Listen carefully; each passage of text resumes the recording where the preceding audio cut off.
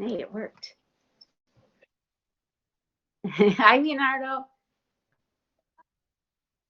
I'm good. I'm good.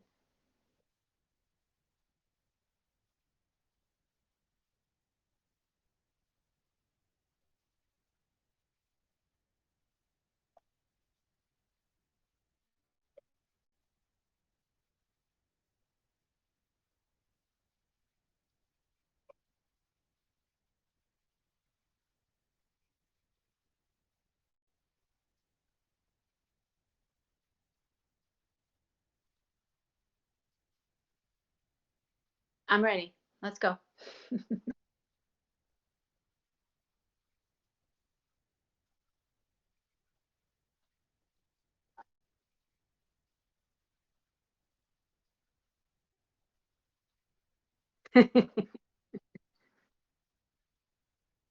Sure. Yes. So, hi, everyone. I'm really excited to share some information with you today. I am actually a licensed clinical social worker. I have been a school social worker for about 13 years now, for a majority of the time in Harlem, and just as of the last 3 years in the South Bronx. I also am a adjunct at Fordham University, where I work with school social work, or actually social workers of all different backgrounds. I am a mom of two. I have a 5-year-old who is enjoying this extra time at home. I have a 10-month-old who doesn't quite understand anything other than why is everyone still home all day? So, mm, exactly.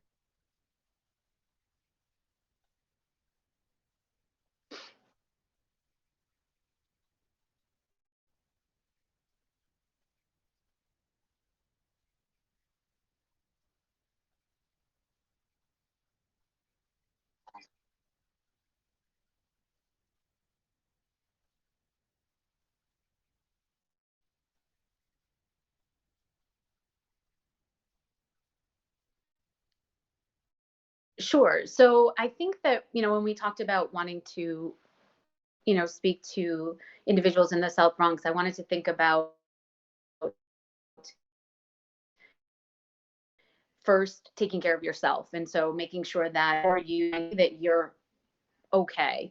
And in time we're all kind of being pulled in many different directions, asking us to work from very, very different ways or to not work and then through I wanted to, there's tons of information sent out, and how I've been doing it is just taking one bit of information,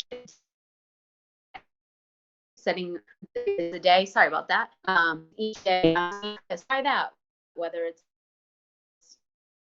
email about or or like it's just much. And so, for example, my goal on Wednesday was to put real pants on. So I put jeans on, and that was like my goal for the day. So I kept it small. And once I was able to check that off the box, I recognized, great. I felt really accomplished. And so from there, it's being done. It's really something that I think was really helpful for me this week was to stay in the now. We keep hearing about when is the apex coming, or when is the this coming, or that, and you keep just hearing every day in the news. It tends to either seem like there's a glimmer of hope, but then there's not, and so it's really hard. And so what I've been doing is staying in the now. A way that you stay in the now is to just breathe. Another thing that I do often is I can't control where I'll get fresh fruit or fresh vegetables or things like that, but I can control that I can just hydrate and drink some water. Not to say that food isn't important, but making sure that you instead are just for this moment, I'm hydrating, and doing something rather than just sitting there. And oftentimes it helps you just slow down in your breathing. I mentioned I'm a school social worker, and I work with boys aged 4 and 7. And a lot of my work with them is just getting them to breathe. When they're upset, they're experiencing a strong emotion. And this goes for adults too. So when your body's having the fight or flight, when your body's put in that way, the only way to bring it back down, because you're not getting enough oxygen to your brain, is just to continue to breathe. And so that's a really good way of, when I'm feeling overwhelmed, the news is saying this or that, or this person sent me this statistic or that, just to stop and really just breathe and continue to hydrate. And those are the things that tend to work for me, because we know that when you're not getting action into your brain, that you actually will make choices that you wouldn't normally. And that's when, people with pre-existing anxiety tend to kind of continue off down that road. And so we want to bring it back in, breathe, and then think about it down the road moments later.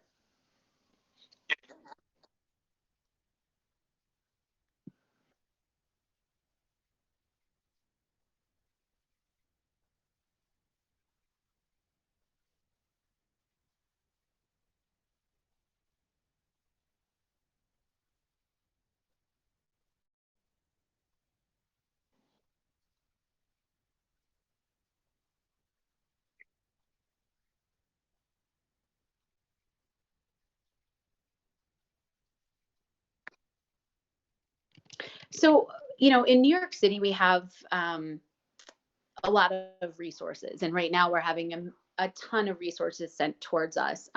One thing that has been, around is NYC Thrive. That's one current thing that is out there if you need someone to talk to. I know that a lot of times, reaching out and talking to a stranger might sound or seem or feel really funny or strange. And so I always recommend you can try it, and you don't like it, you don't do it again. New York City has 188 NYC Thrive, NYC Well, actually, which is part of their Thrive program. Of course, if there's an emergency, you can always go back and call 911. But right now, like I said, New York City, people in here and in the South Bronx, there definitely are referrals available for that. And actually, not even a referral. Anyone can call. And that, I think, is helpful. However, if you don't feel comfortable reaching out to someone out of your network, because it's someone that a stranger, sometimes people want strangers, but other times, there's other ways that we can use the resources that we have right now. So for example, maybe you have a group of mom friends, or maybe just your neighbors. You can't see them right now, but maybe it's a text message. Hey, how are you holding up? Oh my gosh, my son is, off the walls today. What are you doing? But I think right now, it's best to pick up the phone and actually dial and hear someone on the other line, and just hear someone validate. This is hard. This is really tough. It's different.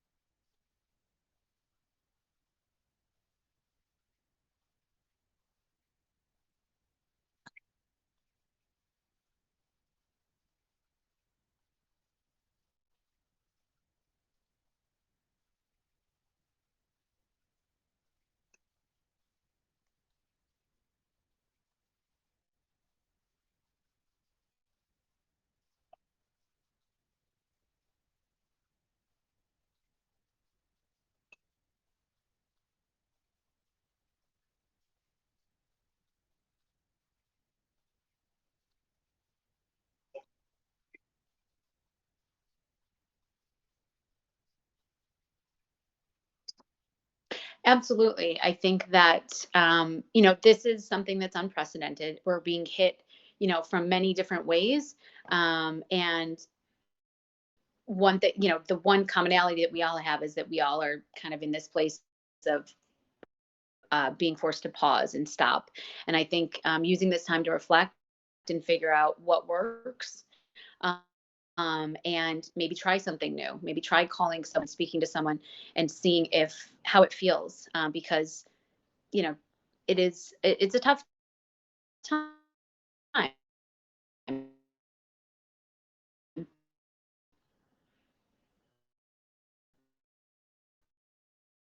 A little bit about picking up the phone and calling your neighbors. Another thing that you could do is send videos, just because it's in real time.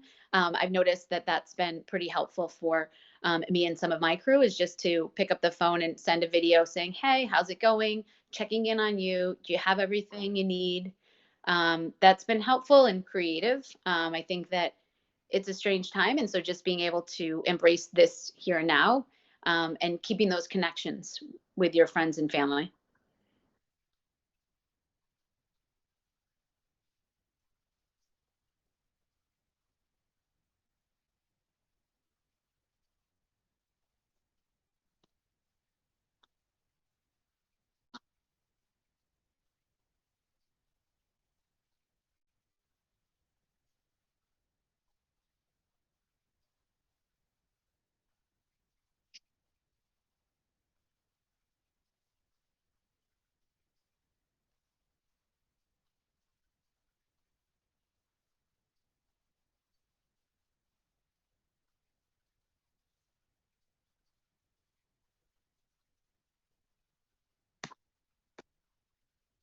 Mhm. Well, for one, I would go back to my original thoughts of taking care of you first. And then from there, who you're an expert in your child, you know them. And so you might not know what they act like during a time, when we're being during a quarantine, or when you're in the house all day, or they're not in school. You don't know that. That's new. But trust your instincts. If they're starting to um, act in a way that you're not aware, or you're feeling like you're not sure what to do, there's reach out. However, I do think that I was talking to one of the deans at my school recently, and we were talking about how trauma builds resiliency. And so there's one thing I know about a lot of the families that I've worked with, is that they are extremely resilient, and through that, so are their children. And so some of the children that have experienced the most trauma, they have those skills, right? They know how to self regulate, they know how to calm down, they know how to get through tough times. And I think that, ultimately, the people of the South Bronx know how to get through tough times, at least in my experience.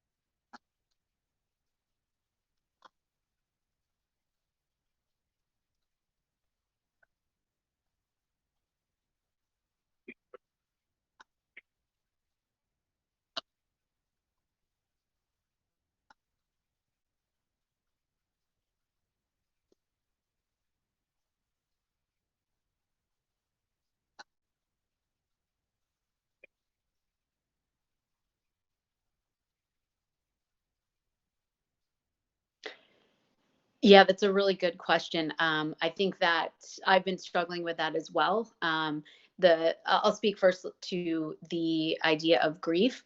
There's this overall thought of just grief of normalcy, and people talk about the new normal. Well, what about, yesterday it was one way, and now today it's a different way.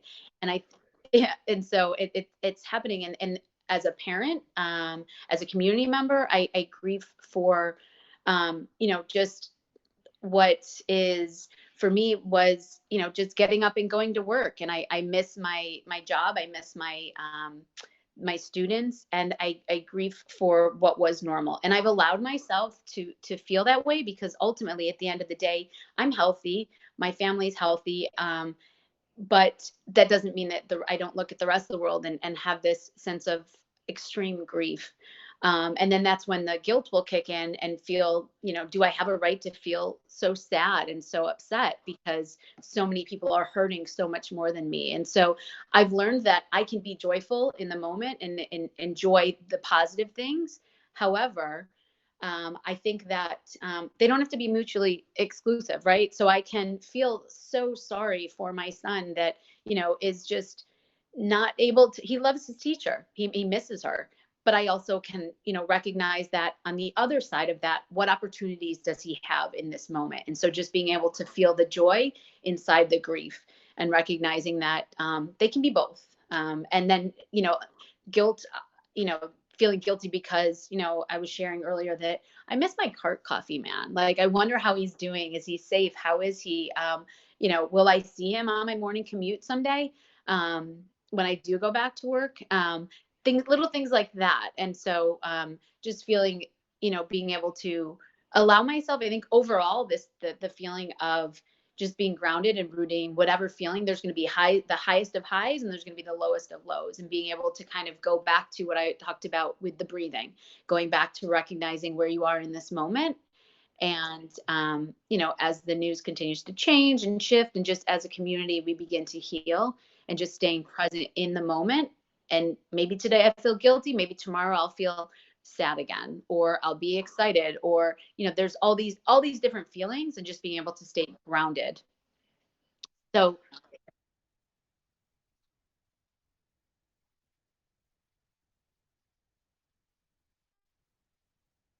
mm,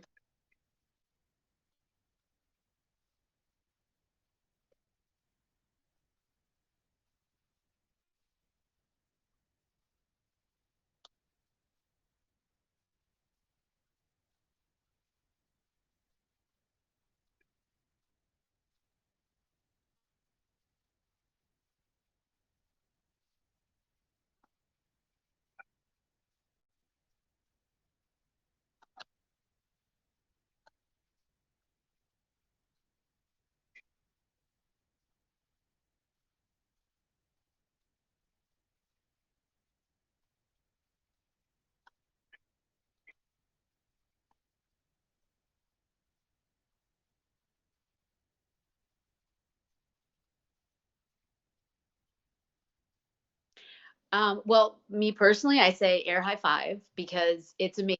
Um, I have always said that, in my opinion, being a school social worker, and having worked with over, 600 teachers in my career, teaching, I think, is the hardest job in the world. And to do it in a community where upwards of 80 to 90% are receiving free or reduced lunch, I think that brings in another level of psychosocial factors that our families are dealing with. And I think that to be a teacher, especially in these communities, I think that while it's a struggle, it's also extremely gratifying. I know our teachers leave feeling like, wow, they do some great stuff. But right now, I think it's really important to recognize that this is not a sprint, it's a marathon. I think our teachers are just running, running, running, and being able to, I go back to, like I said, just to breathe and recognize what you can do, and celebrate the um, celebrate the small successes. So maybe, and recognizing that the students that maybe you struggled connecting with in math this time, well, right now they're actually doing a great job during their independent reading, and recognizing this is a different setting, and really just being compassionate for yourself, compassionate for your parents at home, and compassionate to your students. Um, and that, I think, is what will get you through, is that, tomorrow's another day, and we'll try again, because having too much, I know teachers take on so much and they want to control, what they can. But again, going back to that, there's only so much that we can control, and this is unprecedented. And I don't think anyone learned, how to handle this or how to teach during a quarantine. And so um, I think our teachers.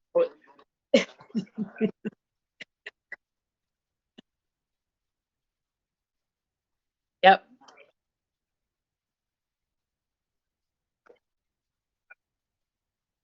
Yeah.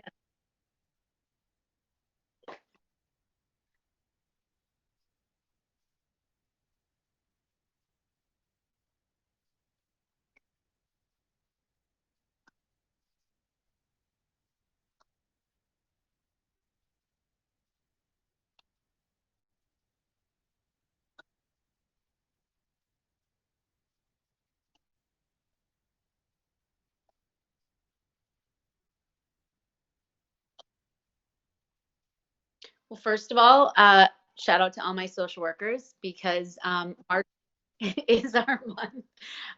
And That's great. But I think that, our students we do need social workers, right? We do need these services for students in the home.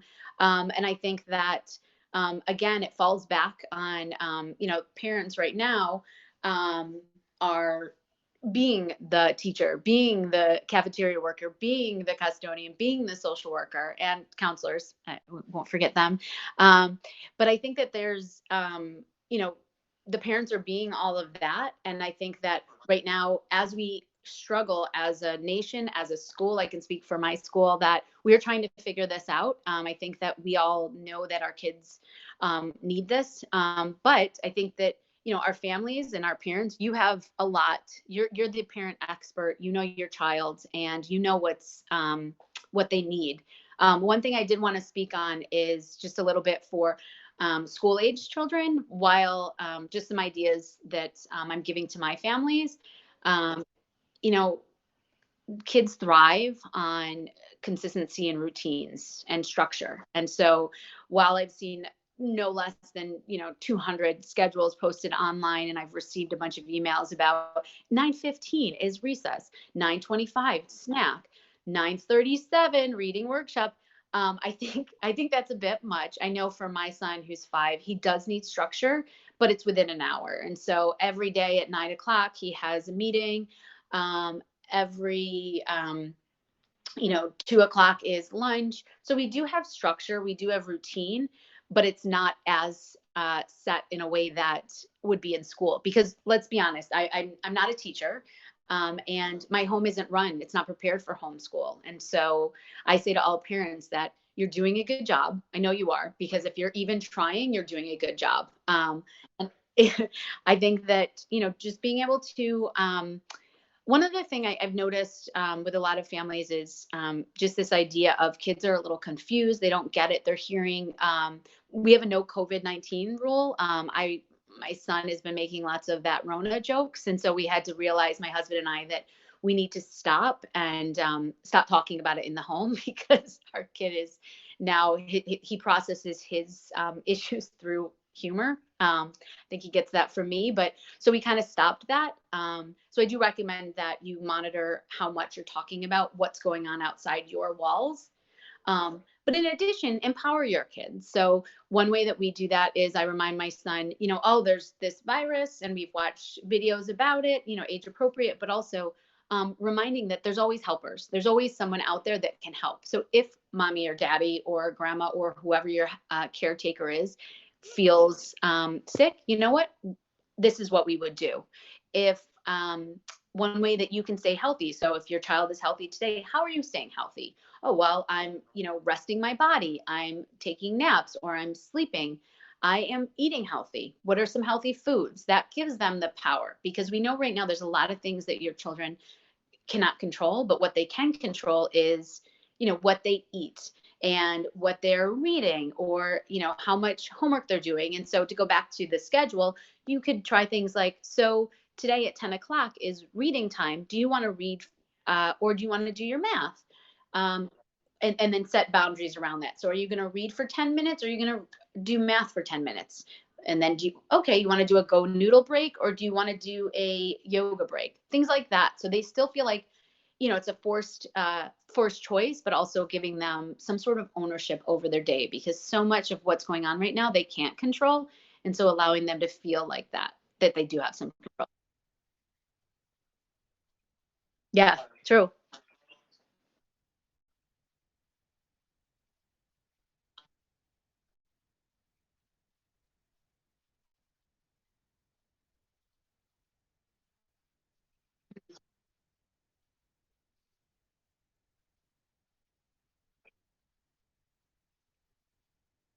Absolutely. I think that is so true. I think sticking to some sort of routine, and also just, I know that recognizing when it's enough. So if you've had enough of the news, you've had enough check-in calls, you've had enough Zoom meetings, whatever you've had enough of, knowing when to say, okay, I'm done for today.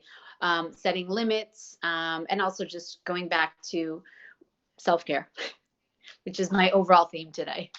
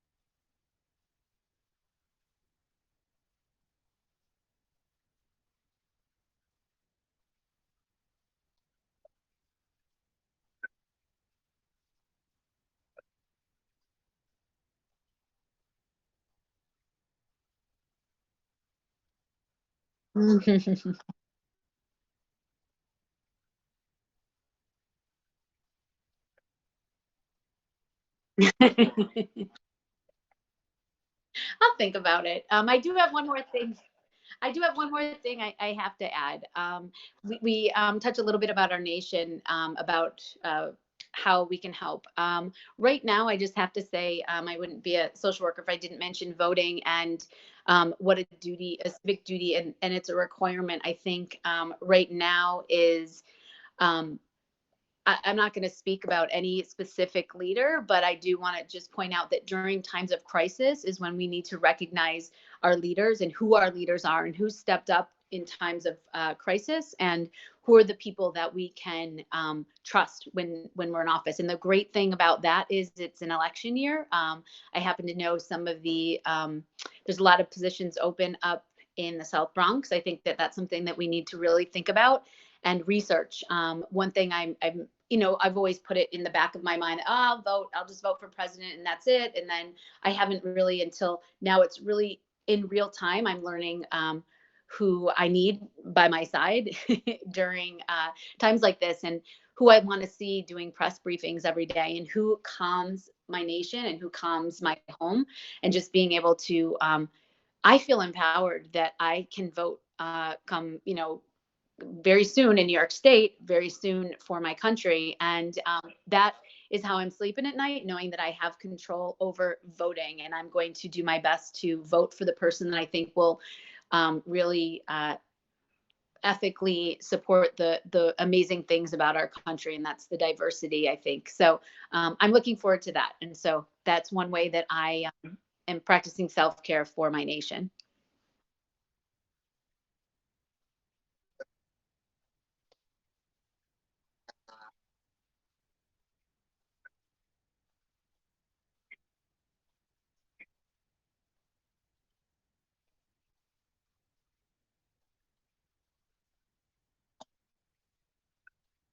I didn't know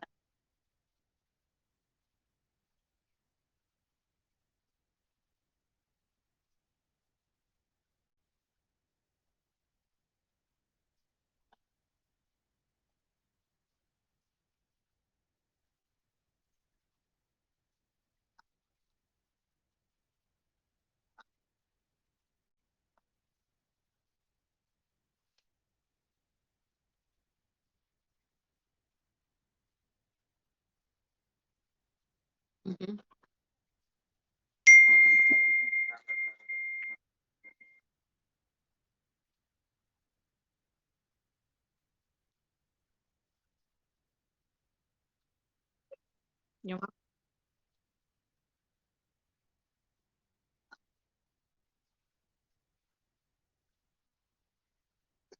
Yes, I hope so. Thank you. All right. Take care, Leonardo. I will.